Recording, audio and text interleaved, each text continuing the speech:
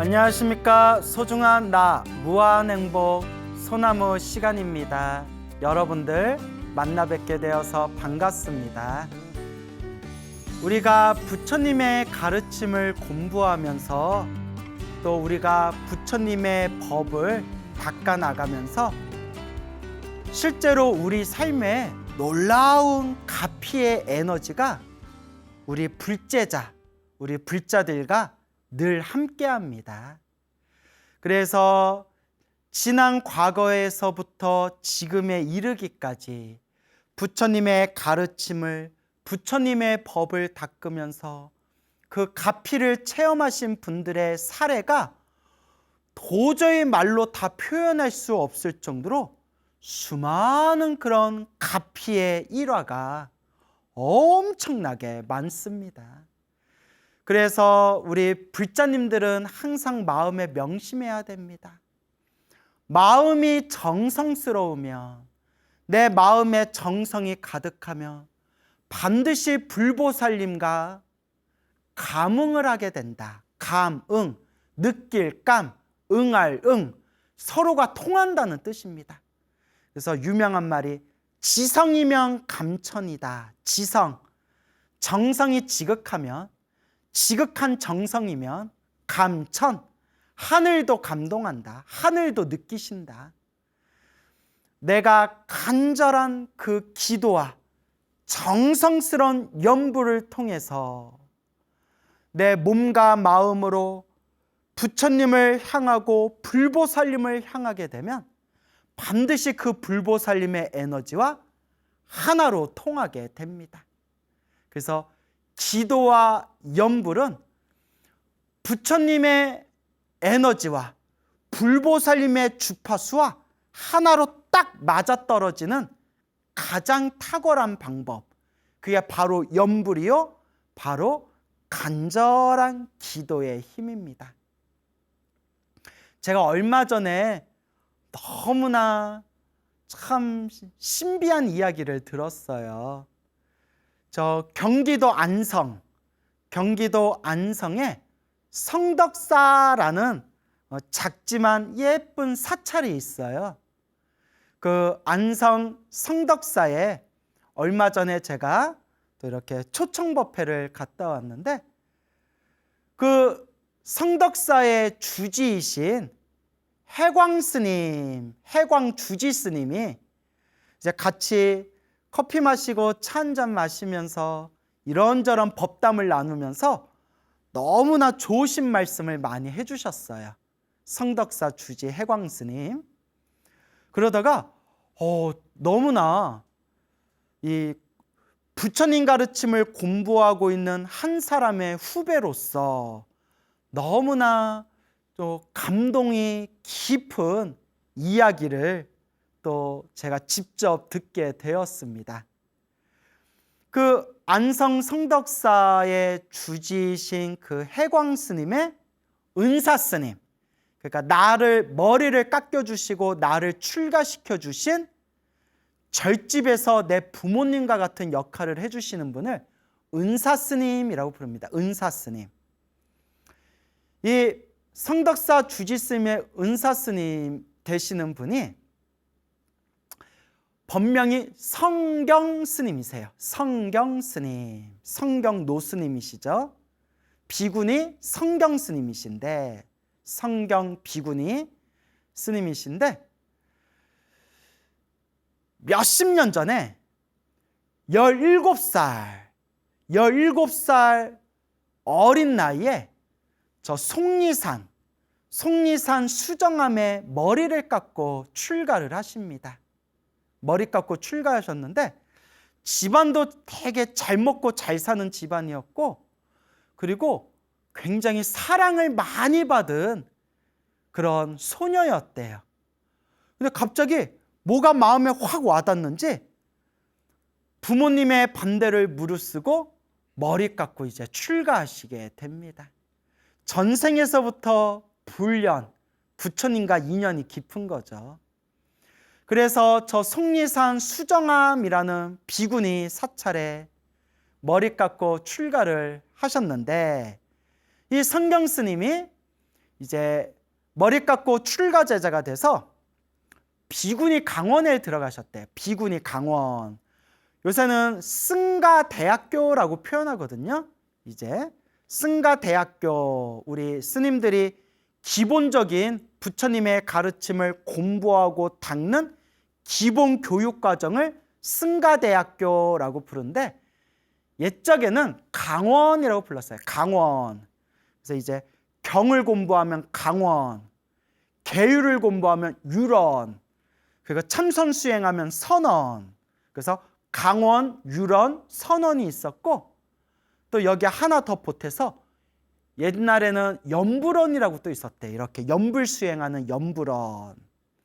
어쨌거나 갓 출가한 사람이 가장 기초적이고 기본적인 비구니 강원에 들어갔는데, 아이고 요새는 우리가 다 어려운 책들도 다 한글본, 우리말 한글로 다 번역이 돼 있잖아요. 요새는 불교 공부하기 엄청 편해요. 정말 깜짝 놀랄 정도로 너무나 좋은 책들이 막 우리말로 번역되어졌고, 또 우리나라의 훌륭하신 불교학자분들, 스님들이 또 좋은 책들을 많이 내셔가지고 너무나 우리가 한글로 불교 공부하기가 너무나 쉬운, 좋은 시절이에요. 근데 옛날에는 그게 다 새까맣게 다 한문으로 돼 있는 거예요. 다 한문으로 돼 있다 보니까 이 성경 스님이 한문에 좀 약했나 봐요. 한문을 깊이 배우지를 않고 출가한 상태라서 책을 보는데 하얀 건 종이고 시커먼 건 글씨인데 이게 뭔 말인지 잘 모르시겠더래요. 다 한문으로 돼 있으니까. 그래서 이제 한문이라서 이렇게 한문으로 된 부처님 경전을 공부하다가 능엄경을 공부하였대요. 능엄경이 8만 대장경 중에서도 가장 어려운 경전 중에 하나로 손꼽히는 게 능엄경이에요. 능엄경.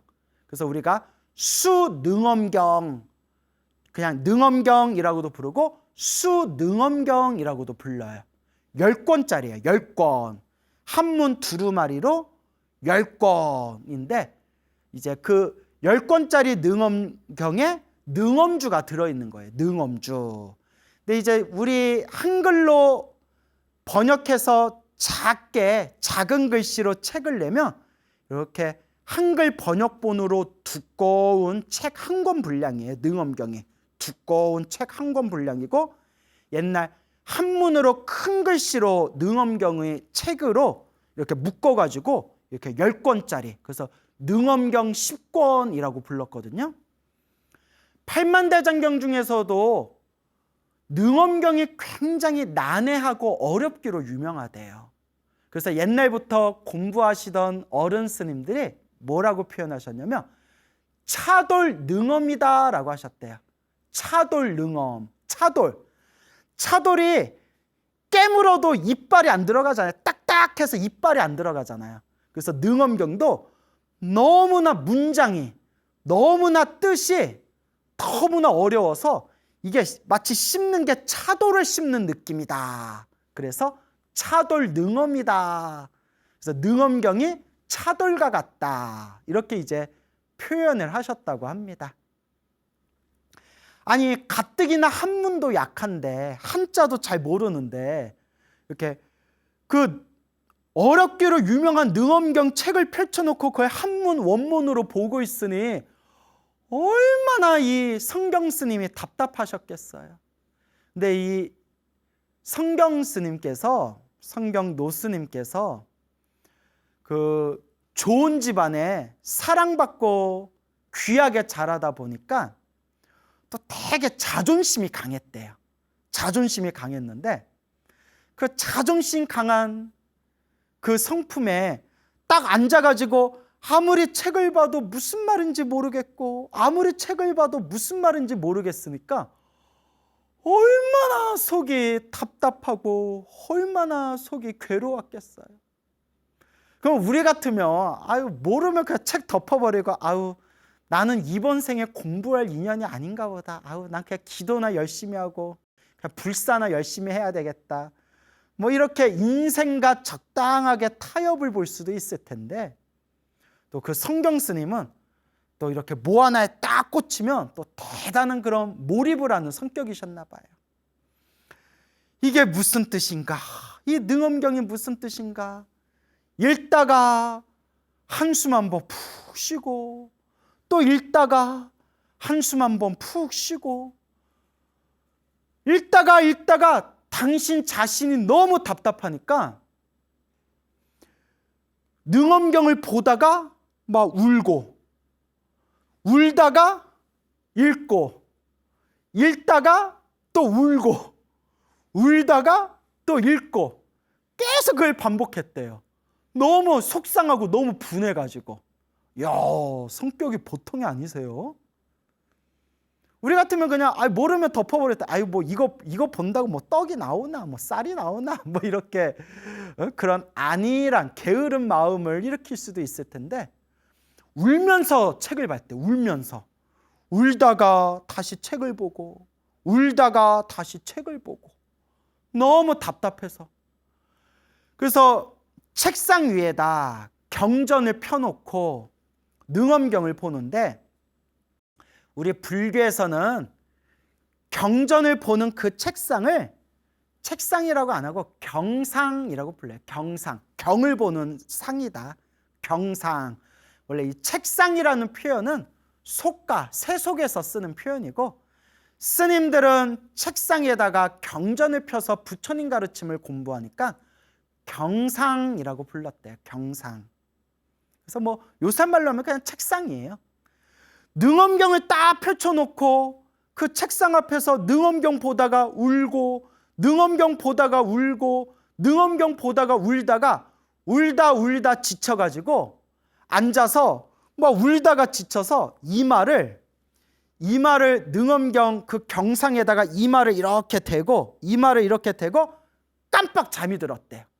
아주 깜빡 딱 잠이 들었는데, 울다가 지쳐가지고 책상에 머리를 대고 능엄경 앞에서 깜빡 잠이 들었는데, 그 짧은 순간에 비몽사몽에 생생한 꿈을 꿨대요. 무슨 꿈이냐? 그 강당, 공부하는 강당에 청장 허공 위에 수많은 한문으로 된 글씨, 한자가 허공에 쫙 펼쳐져 있더래요. 허공에 천장에 한문으로 된 이 글씨, 한자가 쫙 펼쳐져서 그 허공에 천장 위에 펼쳐진 그 한자를 하나하나 찍어가면서 그 한문을 읽다가 잠에서 딱 깼대요. 짧은 순간에 생생한 꿈을 꾼 거예요. 내가 울다가 졸았나 보다. 하고 이제 뭐 침이라도 한번 닦으셨겠죠. 이렇게 한번 닦고, 이게 눈 비비고, 다시 허리를 세워서 이제 책상 앞에서 엎드려서 잤으니까 딱 능엄경을 다시 보는 순간, 아이고, 차돌처럼 단단하게 꽉 막혔던 능엄경의 글이 쭉쭉쭉 해석이 되더래요. 해석이.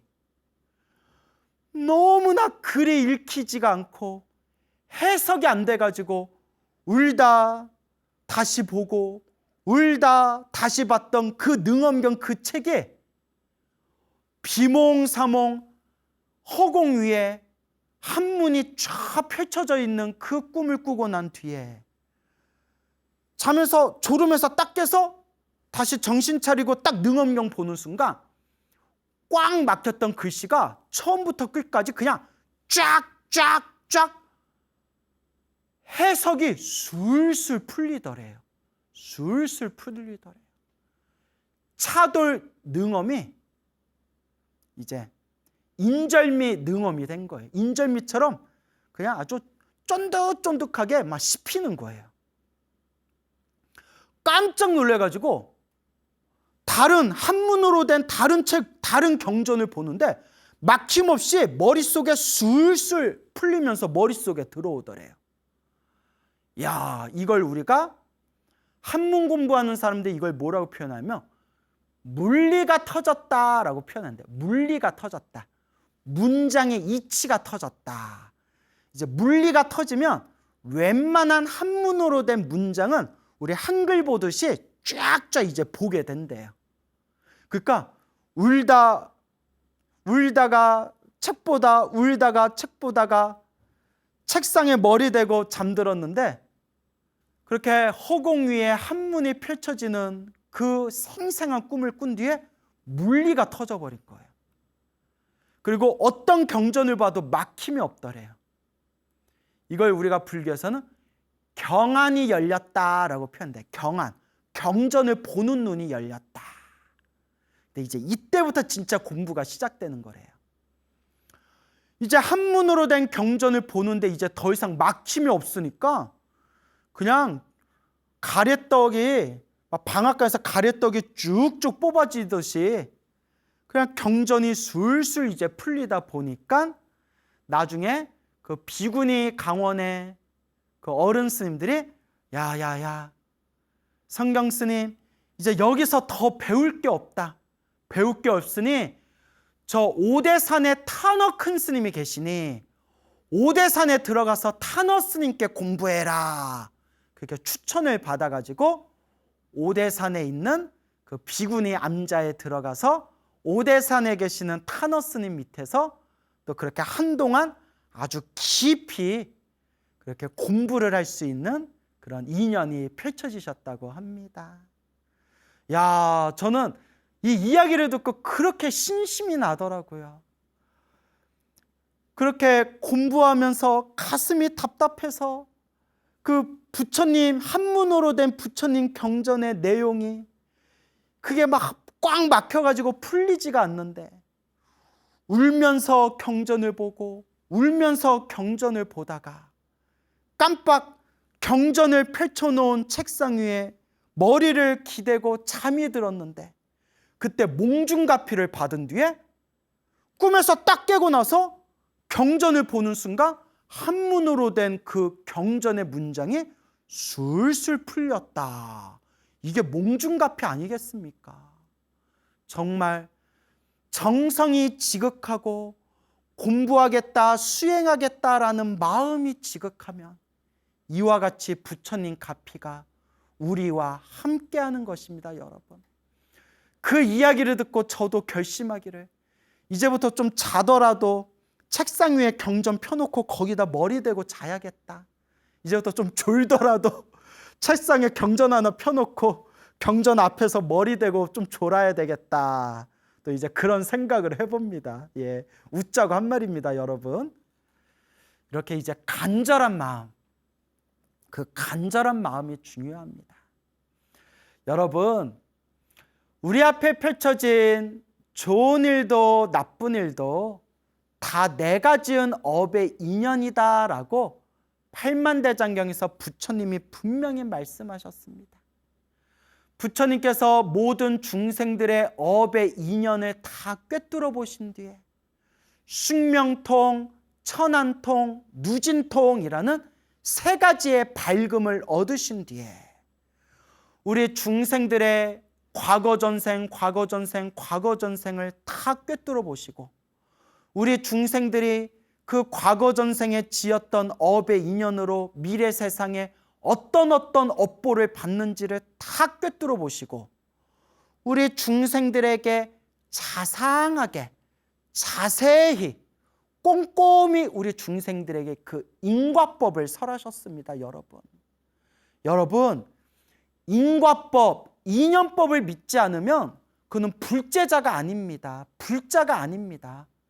이건 제 얘기가 아닙니다, 여러분. 저는 부처님 경전에 안 나오는 얘기는 제가 얘기 잘 안 합니다. 부처님 팔만대장경에 분명히 나오는 말씀입니다. 불교의 가장 기초가 인과법, 인연법이다라고 큰 스님들도 누누이 말씀하셨습니다. 그래서 우리 큰 스님들도 공부하다가 장애가 생기셨을 때, 수행하다가 마장이 생겼을 때, 불사를 하다가 일이 막혔을 때, 주변에 안 좋은 일들이 일어났을 때 우리 큰 스님들은 스스로를 성찰하면서 내가 전생에 지은 나쁜 업의 인연이 지금 다가왔구나. 내가 전생에 지은 내 빚을 지금 갚을 때가 왔구나. 과거 전생에 지었던 내 업보가 찾아왔구나라는 것을 꿰뚫어 보시고 간절한 마음으로 부처님께 기도하고 염불하면서 그 마장과 업장과 업보와 빚을 녹이셨습니다. 그래서 옛날부터 큰 스님들께서도 우리 후배들에게, 우리 후배 스님들에게, 후학들에게 늘 간곡하게 말씀하시기를, 공부하다 장애가 생기면 업장을 소멸하는 마음으로 오로지 부처님을 믿고 의지하면서 한바탕 간절하게 기도를 해라. 반드시 부처님 가피가 있다. 공부하는 학인들은 기도를 많이 해야 된다. 처음 출가했을 때 부처님을 의지해서 기도를 많이 한 학인들이, 공부하는 학인 스님들이 나중에라도 반드시 그 기도한 부처님의 가피를 분명히 듬뿍 받더라. 이런 말씀을 자주자주 하셨습니다. 지금은 세상을 떠나신 어느 노스님이 계셨는데요. 이 노스님께서 젊었을 적에 어린 나이에 머리 깎고 출가해서 절에서 살다가 이제 강원에 들어가셨다고 합니다. 몇십 년 전에. 참 먹고 살기 힘들고 공부하려고 해도 책을 구하기 힘들었던 그 시절에 강원에 들어가서 낮에는 밭일하고 밤에는 저녁에는 책을 보고 새벽에 일어나면 오전까지 또 부처님께 절을 하고 기도를 하고 밭일하고 경공부를 하고, 그렇게 지금은 도저히 상상도 할 수 없을 정도로 바쁜 일상을 보냈는데, 이게 타고나기가 머리가 너무 둔하셔가지고 남들은 몇 번 보면 외울 수 있는 짧은 문장도 외워도 머리에 들어오지가 않더랍니다. 머리에 들어오지가 않더래요. 너무나 답답하고 너무나 답답해서 어느 날 9시가 돼서, 밤 9시가 돼서 이제 스님들 취침 시간, 소등이라고 하죠. 절 안에 있는 불빛을 다 끄고 소등을 해서 스님들이 잠에 들었던 그 밤 9시가 넘는 그 시간에, 옛날에 막 밭농사, 농사 지으면서 그 공부했으니 스님들이 얼마나 피곤하고 잠이 모자르겠어요. 그 힘든 몸을 이끌고 밤 9시가 넘어서 스님들 잠들었을 때 살짝 바깥으로 나와서 저 법당에 들어가서 법당에서 관세음보살 모셔놓은 관음전에서 하염없이 부처님께 절을 올렸다고 합니다. 관세음보살님, 관세음보살님, 저 머리 좀 똑똑하게 해주세요. 관세음보살님, 관세음보살님, 책을 보고 경전을 보아도 머릿속에 남지를 않아요. 봐도 새어나가고 제가 업이 두꺼운가 봐요. 관세음보살님, 저에게 지혜를 주세요. 낮에 바쁜 일상생활 속에서 남들 다 자고 있는 늦은 밤에 그 아픈 다리, 피곤한 몸을 이끌고 관음전 법당에 들어가서 부처님께 절을 올리고, 부처님, 저 머리 좀 좋아지게 해주세요. 저에게 지혜를 주세요. 하염없이 관세음보살을 부르면서 절을 올리니 그 믿음이 얼마나 간절했겠어요. 그러다 그날따라 너무 피곤했나 봐요. 몇 달이 지나고 난 뒤에 너무 몸이 고되었을 때 우리 같으면 오늘 관음전에 갈까 말까 갈까 말까? 아, 오늘 몸 너무 피곤한데 오늘만 그냥 잘까 말까? 이게 우리 중생들 마음이잖아요. 근데 스님이 또 그 지치고 고된 몸을 이끌고 관음전에 들어가서 또 관세음보살을 부르면서 절을 하다가 너무 피곤해서 이마를 땅바닥에 댄 채 깜빡 잠이 들었대요. 너무 피곤해서. 비몽사몽 그 짧은 순간에 생생한 꿈을 꿨는데 눈앞에 관세음보살이 나타나셨대요. 하얀 옷을 입은 관세음보살이 딱 나타나시더니 생생한 꿈을 꾼 거예요. 자, 받아라 하면서 책을 주시더래. 책. 노란색 책을 주시더래. 왜 노란색일까요? 여러분, 원래 우리 동북아시아 불교 전통은 옛날부터 경전을 만들 때 노란색으로 만들었대요. 그러니까 노란색 경전이 불경을 뜻하는 거예요. 노란색 책을 주는 것을 꿈에서 관세음보살이 주시는 책을 딱 받으면서 잠에서 딱 깼대요. 그러니까 이마 땅바닥에 대고 깜빡 잠이 든 거예요. 너무나 생생한 꿈을 꾼 거예요. 그러니까 주시는 책을 딱 받는 꿈을 꾸고 나서 잠에서 딱 깼는데 기분이 너무 묘하더래요. 참 희한하다. 참 희한하다 했는데 그 꿈 꾸고 난 뒤에 머리가 환하게 열려가지고 어떤 책을, 어떤 경전을 보더라도 머리에 딱딱 꽂히더래요. 머리에 딱딱 꽂혀서 옆에 있는 도반들이, 옆에 같이 공부하던 스님들이 다 놀래가지고 네 머리가 어떻게 된 거냐? 야, 네 머리가 어떻게 된 거냐? 어떻게 사람이 이렇게 머리 상태가 달라질 수가 있냐? 그게 바로 불보살의 기도의 힘이요, 가피의 힘이라는 겁니다.